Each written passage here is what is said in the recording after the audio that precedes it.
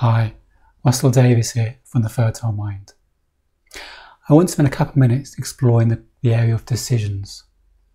Often on this fertility journey we're faced with some quite big decisions, whether it's to go for IVF, maybe to continue naturally, to go through another cycle, a donor egg, or even to consider stopping the journey and deciding enough is enough, or whether to carry on and having another cycle of treatment. Whatever it may be, we're often faced with quite big decisions we feel are much bigger than any other decisions we've made in our lives.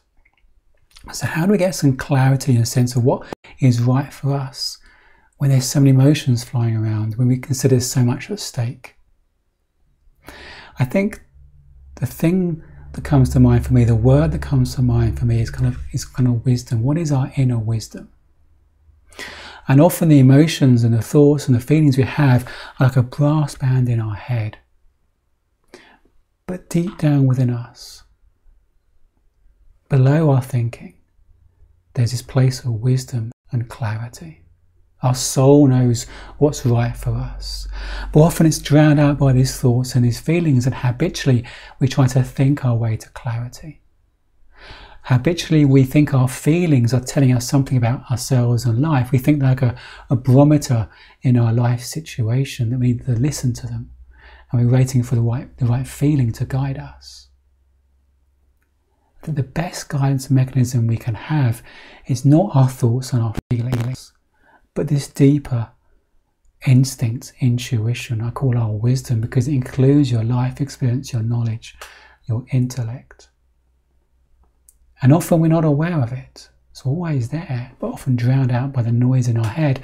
And often we don't hear it, or we don't trust it, or we don't even like what it's saying.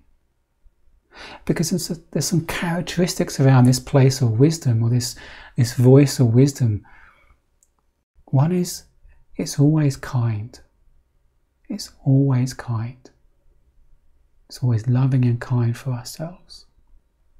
The other is, it comes in moments of quiet, when this brass band collapses, or those moments when we feel calm-minded and just being. It's in those moments sometimes we hear it. So it comes in moments of quiet, but it's often quite clear when we hear it. And often we don't really hear it because we don't like it sometimes, because sometimes it doesn't always feel good to follow our instinct and our intuition, our gut, our soul. Sometimes it's calling us to have maybe a difficult conversation with a friend. It's calling us out of our comfort zone. So sometimes it doesn't always feel good, but it feels right. Often we're addicted to feeling comfortable. We don't like the uncomfortable feelings. But sometimes it doesn't always feel good, but it feels right. It's often shrouded in common sense. So there's some of the characteristics of this inner wisdom, this deeper sense of what feels right for us. And sometimes, if you think about it, there are no big or small decisions. They feel big or small. But actually, some people say, well, our soul knows, or our soul always knows what we want. It's either a hell yes or a hell no for us, whatever it is. Either's fine. One just feels more right. But it's all the overthinking that makes the decision more complex. What about this? What about this? All the what-if analysis. But our soul has a sense of what's right for us. Either it's hell yes or it's hell no.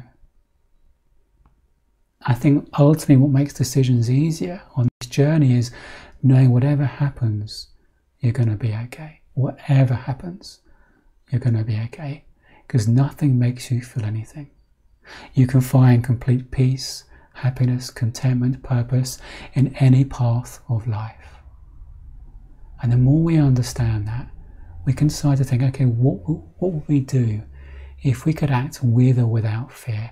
Knowing our fear is just the thoughts of our future stories we're telling ourselves. They're not fact, not reality.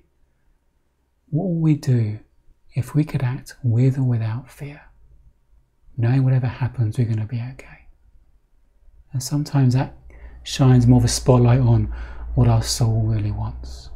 So I encourage you just to Not try and think your way to clarity.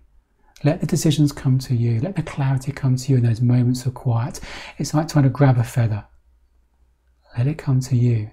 You might be surprised how you get a sense of what feels right for you in your soul, in your heart.